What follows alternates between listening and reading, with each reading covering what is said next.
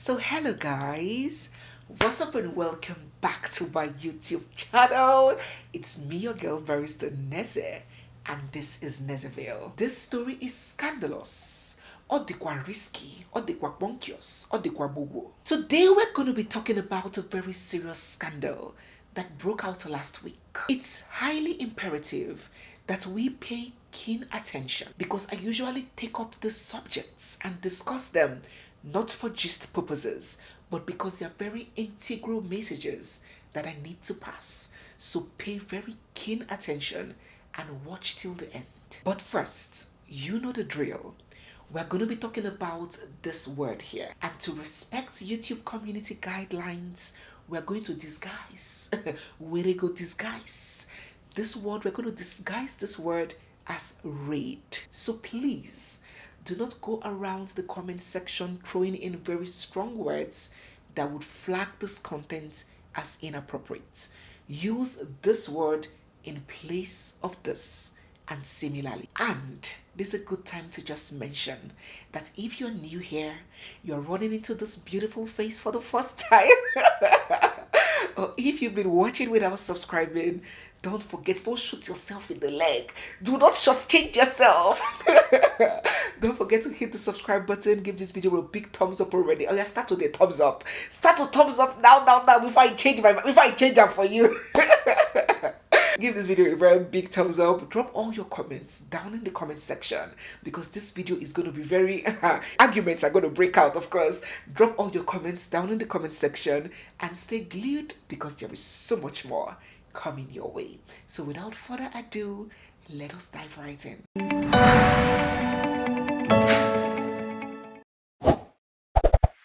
You see, the offense of raid can be unarguably said to be one of the most prevalent crimes that go mostly unreported in Nigeria. I'm talking about real life. Koro, no be social media. Real life. Who won't report? See them read them. Very rare. It is seen as one of the most shameful, stigma following, dishonorable title to carry in Nigeria, to be known as that girl that was raided. Let me know what it is like in your countries from wherever you're watching me. Drop down your countries, whether this shame, this stigma, this labeling exists in your countries as much as it does in mine. The police may ridicule you. Society may blame you. People will label you inappropriately when you walk in.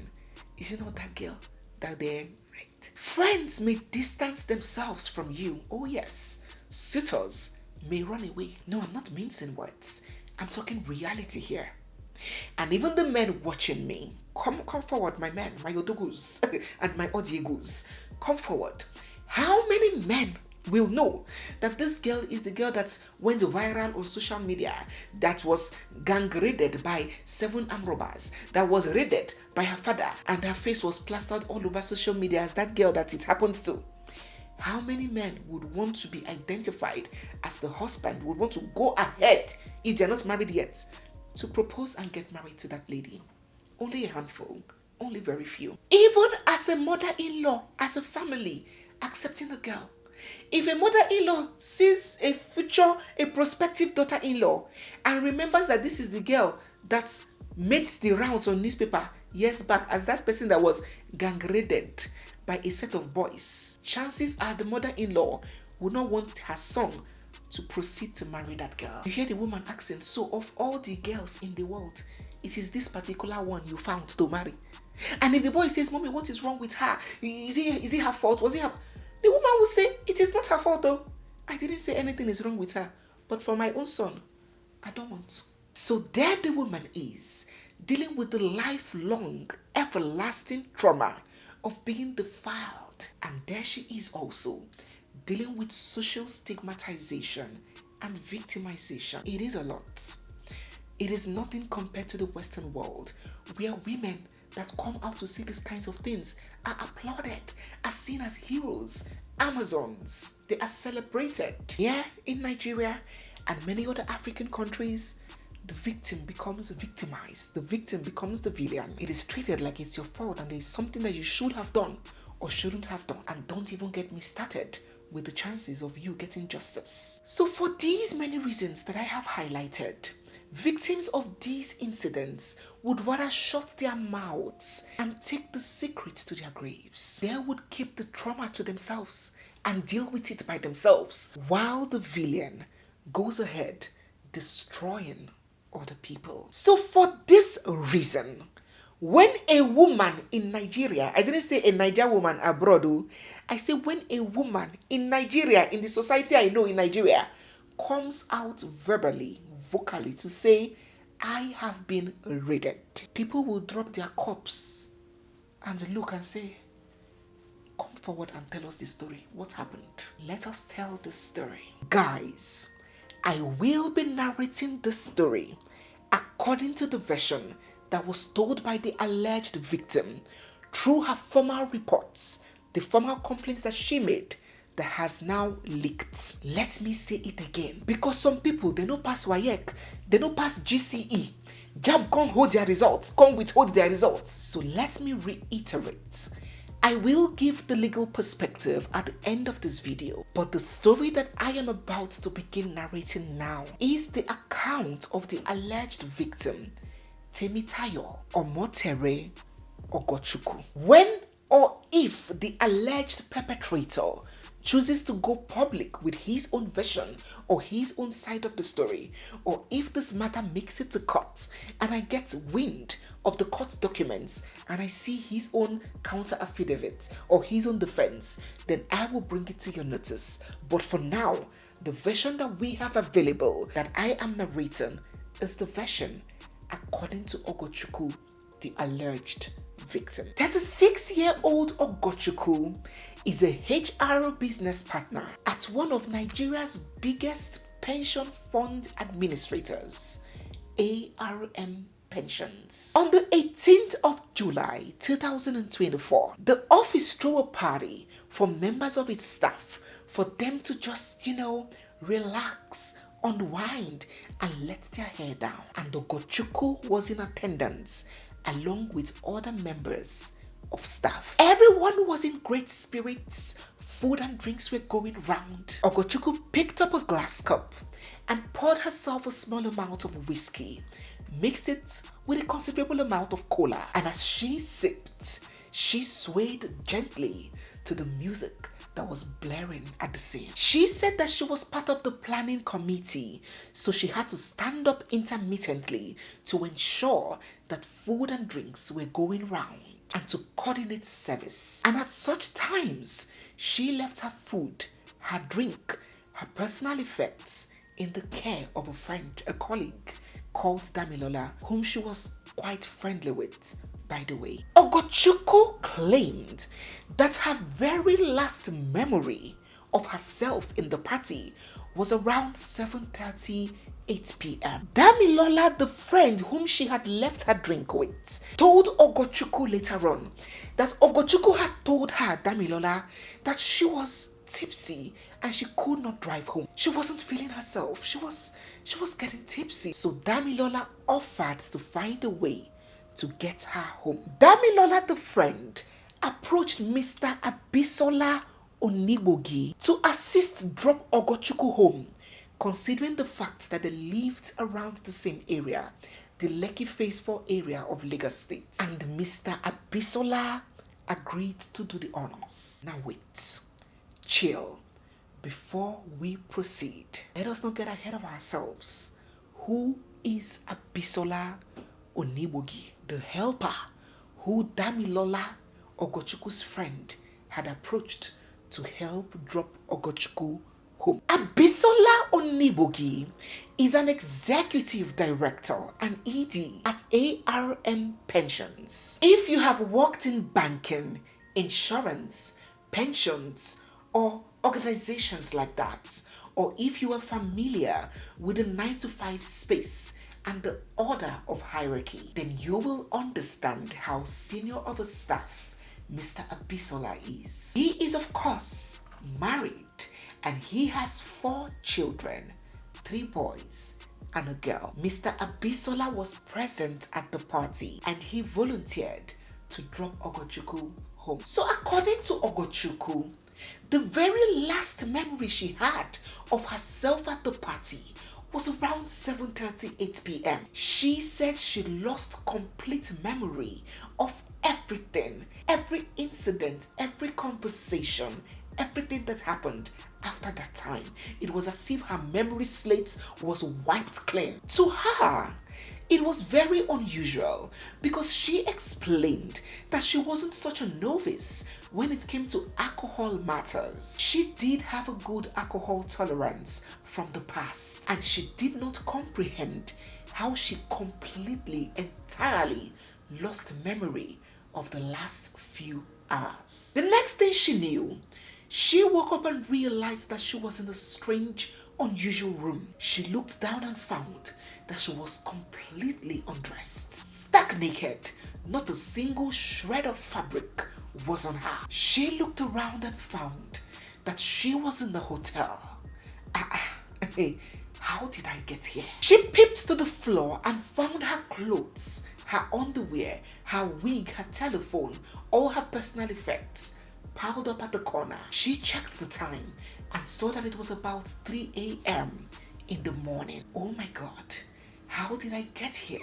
She must have thought. She tried to get out of bed and then she felt a sharp discomfort down there. Her private parts was bruised and sore as though somebody had invaded her. She managed to put on some clothes and get out of the room, found the name of the hotel, Googled it and found that it was on Chevron Drive in Lekki. She scanned through her WhatsApp messages and found that Abisola, the ED, had sent her a message that he was with her laptop and her ID card. Confused as ever, she found the taxi and left. The very next day, she called Mr. Abisola twice, but he did not pick.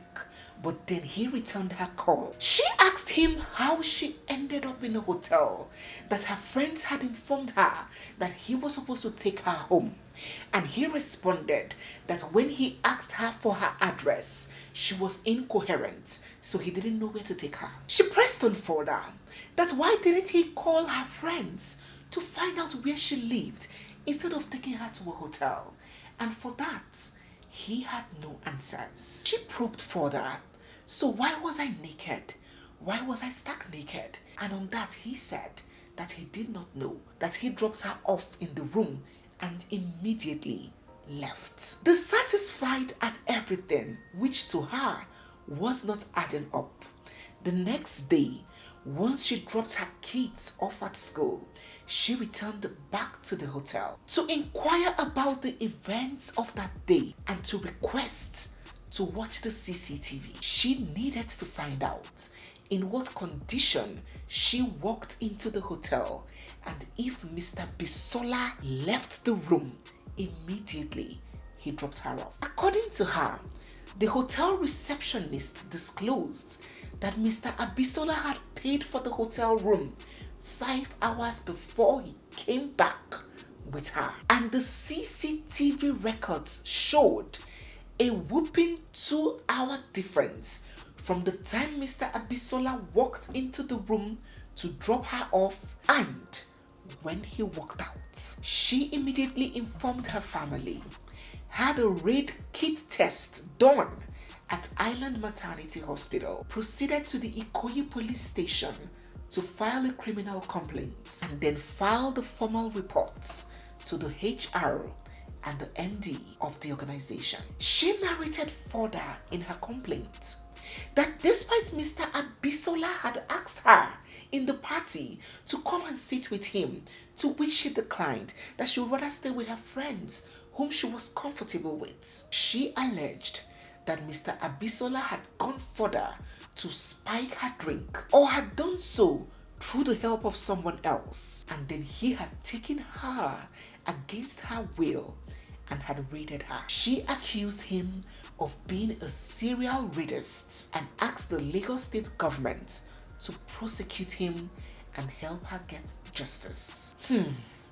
This is very serious. The offense of raid can come in two fashions. It can come where there was an outright lack of consent to have sexual intercourse. And it can come where consent was given by someone who is legally incapable of giving consent. For the outrightly denied consent, I think that one is very self-explanatory. The one lots of people are very conversant with. By force, no consent, you pounce on a girl, you take advantage of her. That one is self-explanatory. But for the second one, consent which was given by someone that is incapable legally of giving consent. The next question, the very pertinent question to ask is, Neze, who are these people who, despite they have given consent, you can still be held responsible for rape? 1. Minors. Minors are under the age of consent. My 17-year-old, my 16-year-old babe for school, me and I'm the jolly every weekend. You are a rapist. A child legally lacks capacity to give consent, and any consent obtained from a child is deemed not to have been given at all. 2. Individuals who are mentally incapacitated. This includes people who are suffering from schizophrenia, Alzheimer's diseases, dementia, even very severe depression. You know, some depression that are very severe, like the person is lost. Those people too can be categorized under mentally incapacitated. And legally speaking, their condition impairs their ability to give consent. 3. Individuals that are asleep or unconscious. Things happen in this world. I don't know who is conversant with the story of a woman who had been in coma for 15 years. Turned out that the nurse, a male nurse in the hospital, was reading this woman in coma day in, day out. So, need I explain that people who are asleep or unconscious lacks capacity to give consent? 4. Individuals who are coerced or threatened.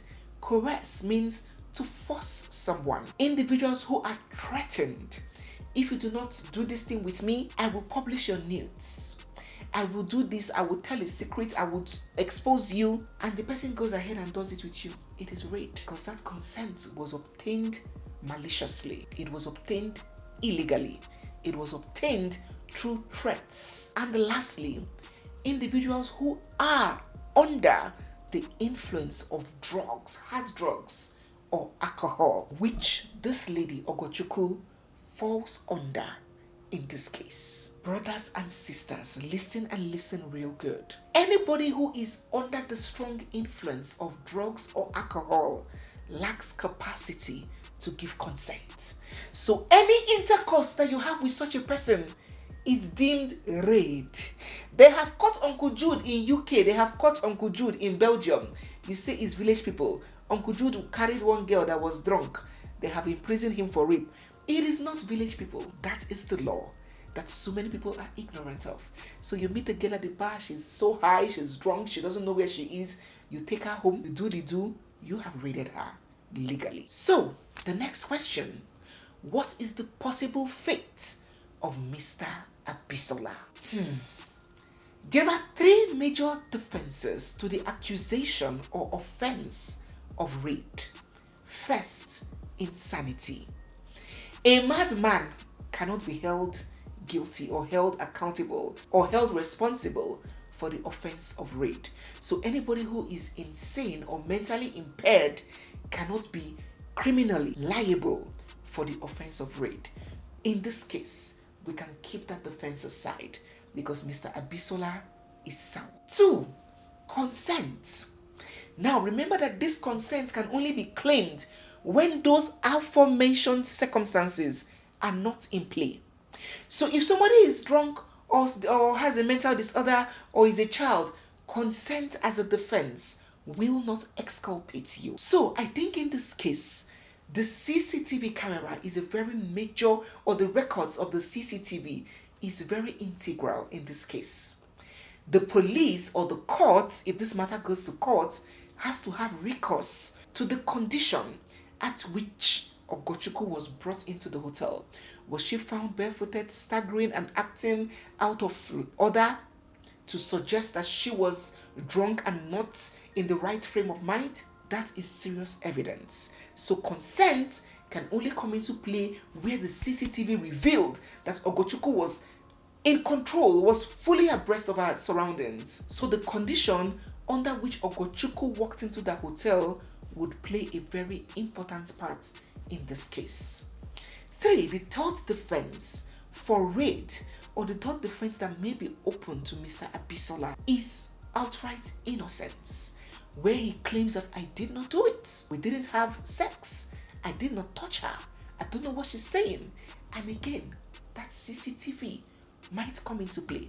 So if Mr. Abisola is claiming that he dropped her off in the room and left immediately, and she is saying that the CCTV shows that there was a 2-hour difference between when he walked into the room with her and when he left, then he has some explanation to make as to what he was doing in the room with her for 2 good hours, since he had already claimed that he left immediately. The CCTV, very important evidence in this case. And 4, the fourth way that these kinds of cases are usually resolved, I'll call it the informal way. I'm not throwing my support for it or not, but it's a common way that these kinds of cases are usually managed, where the perpetrator admits his faults and starts begging and seeking restitution, seeking dialogue, seeking compensation. Many times, in fact 100% of the time, the Nigerian police will not proceed with a case. They will not prosecute a case where the victim has said she's not interested. I have forgiven and have forgotten. I'm not interested. The police in Nigeria will not prosecute. Abroad, raid is a crime, whether the victim wants or not. It's a crime and offense against the state. It is not within their prerogative to decide whether the case goes to trial or not. But in Nigeria, if the victim and the perpetrator comes to an agreement, the police will not prosecute. So these are the 4 ways that this case can be handled. It is imperative to mention at this point that Mr. Abisola has been arrested and detained by the Nigerian police. Investigations have commenced, and the result of that investigation would now determine whether the case will be charged to court or not. In light of this event, ARM Pension has also released a statement. They said, first and foremost, our thoughts are with our colleague who has come forward. We want to express our deepest concern and support for her during this tough time. Sexual assault is a grave matter that has no place in our organization and society at large, and we stand firmly against all forms of harassment and violence. The accused employee and executive in the company has been placed on administrative leave pending the investigation's outcome. What a sad story. I know that at this point, some people, especially the male folk, are getting upset. Why is it being treated as though the man has committed the offense? The thing is still being under investigation. What if the girl is lying? In fact, Neze, yes, I got some of those comments in the Guy Mukendi contents that we did. The guy that got consent to start sexual intercourse and he removed the protection he was wearing and he was convicted for stilting, which is like another form of rape, right? So some men were like, oh, Neze, Barrister Neze, why? The law does not protect the men enough. What if these ladies are lying? Why are there no punishments, no stiff punishments for people who falsely accuse men of raping them? And for this I say, calm down, calm your nerves, drink water. Of course there are stiff and stringent punishments. The law takes it very seriously. You think you can just accuse someone of rape falsely under oath and go scot-free? Of course not. That is injustice, and the law does not permit that. I'll read a section of our laws. Section 117 of the Criminal Code says that anybody who in a judicial proceeding or for the purpose of instituting any judicial proceeding knowingly gives false testimony touching any matter which is material to any question is guilty of an offense which is called perjury. It is immaterial whether the false testimony is given orally or in writing. And then section 118 goes further to state the punishment for perjury, and it says, section 118, any person who commits perjury is liable to imprisonment for 14 years. And if the offender commits the offense in order to procure the conviction of another person for an offense punishable with death or with life imprisonment, he is liable to life imprisonment. I would explain. So if you go under oath, before all these court proceedings begin, most times you swear affidavits, you go under oath. All those affidavits that you swear, I hope you know that you are taking that under oath. So those that go and lie under oath that they are 20 years when they are 40, hope you know that all those things you are swearing is under oath. There are consequences for it. But let us go to the criminal angle, the criminal aspect of it. So if in court or in the process of bringing a matter to court, if you make assertions, false assertions under oath of something that is a lie, something that is not true, it is called perjury. But if that lie you told is to rope somebody for an offense that is punishable by death or by life imprisonment, then it is not 14 years again. The punishment is not 14 years again. It becomes life imprisonment for you. And since the offense of rape is an offense that is punishable by life imprisonment, so the offense of perjury for rape is life imprisonment too. So if you go ahead to accuse a brother falsely of raiding you and it turns out to be false, and the court finds out that that didn't happen, you also are capable of being sentenced to your whole life imprisonment. So if you want to ruin somebody's life, then you will have your own life ruined. It is a very, very, very serious offense. All I can say at this point is that I hope that the investigations are thorough, transparent, and unbiased. And I hope that the truth will be unraveled at the end of the day. I'll have my eyes on this case. Do let me know what you think about this whole story. Do you believe Ogochukwu? Do you see any truth in her narration? Or do you have other ideas as to what may have played out between these two? Do drop your thoughts, your feelings, and your contributions down in the comments. So guys, yes, we have come to the end of today's video. If you're new here, you're seeing my face for the first time, or if you've been watching without subscribing, don't forget to hit the subscribe button, give this video a big thumbs up, drop all your comments down in the comment section, and stay glued because we have so much more coming your way. It's me, your girl, very soon, Neze, and this is Nezeville. I'll see you guys in my next one. For now,